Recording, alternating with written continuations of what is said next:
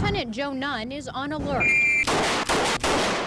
Every year, the number of handgun permit holders in Shelby County goes up. Under the beauty of 100-year-old stained glass, workers drill, hammer, and plaster away on the mother of Memphis churches. I'm one of the few people that look forward to going to work. Ooh.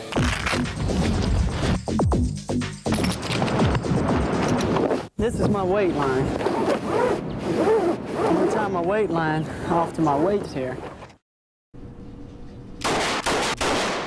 Every year, the number of handgun permit holders in Shelby County goes up.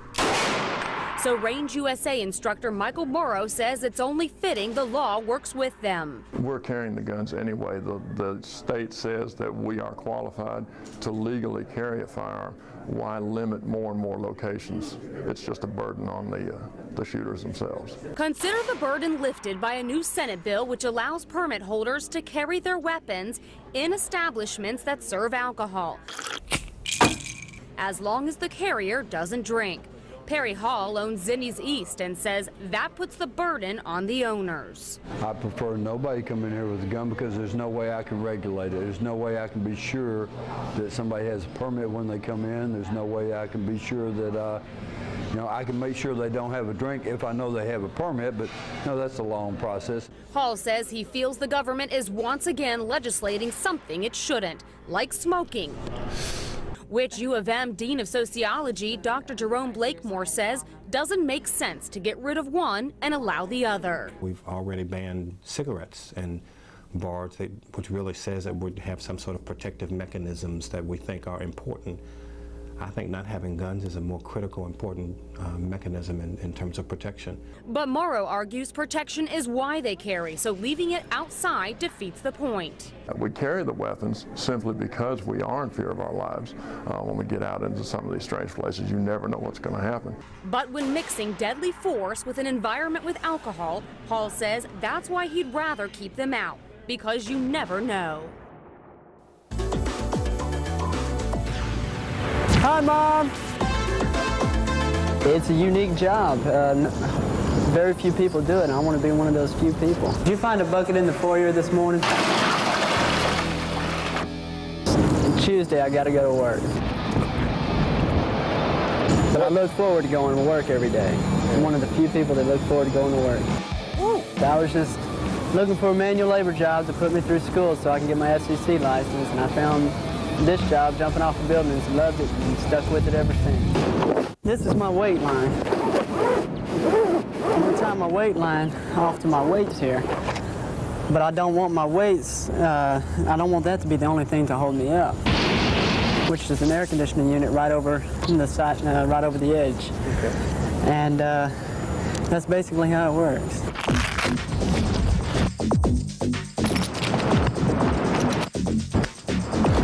I want to make sure that nothing goes wrong.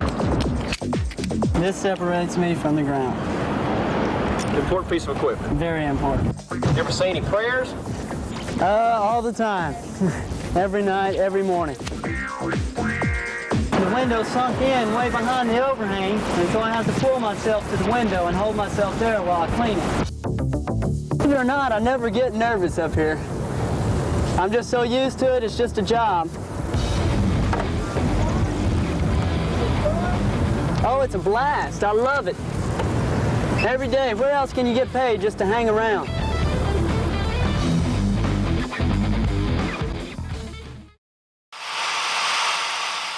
Under the beauty of 100-year-old stained glass, workers drill, hammer, and plaster away on the mother of Memphis churches.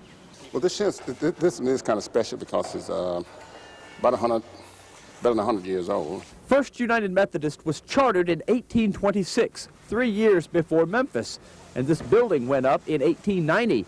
While some churches move east, First United stays. We firmly believe that this church needs to be right here in order to connect with all aspects of our community. More than 100 meals are made daily. We really don't know how many we're to fix for, but we try to have enough, and we feed until we run out, you know. First United's homeless ministry is so extensive, a private group now runs it. We're preparing for the next 100 years. And the missions of the church are what's keeping this church alive. And former Pastor Tom Wilson gets credit. He promoted the homeless ministry and pushed through the renovation plan despite shrinking membership. The outlook for downtown was very bleak when I came, and I wondered if there was going to be a future, but now I know there's going to be a future. A future filled with the hope of helping more of those in need. Thank you for the preparers of this meal we're about to receive. And welcoming new downtown families into the new sanctuary of Memphis's oldest church. Amen. There was something just a little bit different about this truck ride, and it was mainly because of the driver. I try to never pass up a chance to shut up. Which in this man's case is a good thing because he's got a lot to say. To hear him tell it, I've been through some terrible stuff in my life. Some of it's actually happened. oh, maybe a story or two is embellished, but nobody could ever accuse Jay Barker of having small dreams. What did you see yourself doing? Being president of the United States. Back in college, I mean, really, people would ask me, what's your goal? I said, just run this whole place. These days, his dreams are about renaming his adopted town after this lake. In fact, he's spearheading an effort to change our post office name from Counts to Pickwick, because at this point in time of this filming, Pickwick's only a state of mind. There's no dot on the map, and it's a long way to Pickwick. Barker sees opportunity everywhere, from changing the name of the town to renovating this bus. Where did you find this? Coleman, Alabama. Well, our first goal was to buy it. Second goal was to get it to Tennessee. Even his phone calls are entertaining. Hello? Do you know what I hauled out of the cove the other day? Yeah, a big river buoy had floated up down there. I brought it home. It looks like a missile shot from Huntsville or something. Can you take me on a boat ride in about 30 minutes?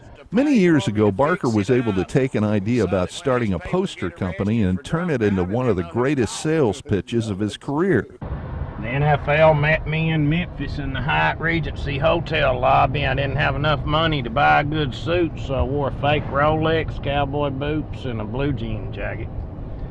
I made a deal with the NFL, and I had the Super Bowl exclusively in the world, and all 28 NFL teams, and that got me to Chicago. It made Barker rich overnight. He spent 6 years on top of the mountain. And as fate would have it, the NFL players went on strike right when I sold 12 million posters to Unical 76. And just like that, it was all gone. Those were rough times. He came home, then wound up in the Hardin County Jail for a bit. It was here he decided to do something about reforming this place, so he enlisted the help of his father, the Reverend Jack Barker. And in the process of visiting the inmates, I discovered a lot of things. It just wasn't big enough to take care of the number of inmates that they were trying to take care of. There were just a lot of conditions that I considered inhumane. They brought in a lawyer from Memphis. And he just saw the terrible filth that there was in there. And his comment immediately was, I don't have to go any further. This is enough to close this place down. Hardin County settled out of court, and the result is a brand new jail facility set to open in April of '08. That would have been enough to occupy some people for a lifetime. But this is Jay Barker we're talking about, and he's just getting warmed up. They couldn't believe I had boat service. I told them I had people. I didn't have no money, but I had people. Come on. Now, right about now, you're asking yourself, what occupies Jay's time other than riding around in a pontoon boat and taking in the obvious charms of Lake Pickwick? Welcome to the Broken Spoke. Jay and his wife run the place, which features a little bit of everything. A bit of light guitar to enhance the fine dining, a friendly bar experience, or even a little rock and roll to go along with your chess game. As far as Jay was concerned, if you get the food right, then everything else will fall into place. Hey, tell them how they 3 ways to do things, Jason. Yeah. 3 ways to do things. Right way, the wrong way, and Jay Barker's way. And what we do here? Jay Barker's way. But primarily, it's Jay's playground. A big bully pulpit of a living room where everybody's welcome, and he entertains guests every night of the week. I stole it.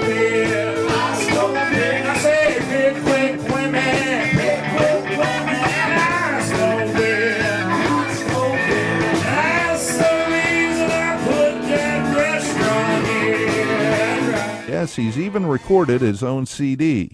They played some blues for me, and we put 32 songs down in one night. I mean, 2 nights. And we did them all in one take. Barker is the American story writ large. A man with big ideas who had big dreams come true and then lost everything, only to dust himself off and watch them come true again. And you keep coming back here. This is it, man. Why would you want to go anywhere else? Yeah, it's gorgeous. I mean, look at this. This is big ocean enough for me. Any president of the United States should be so lucky.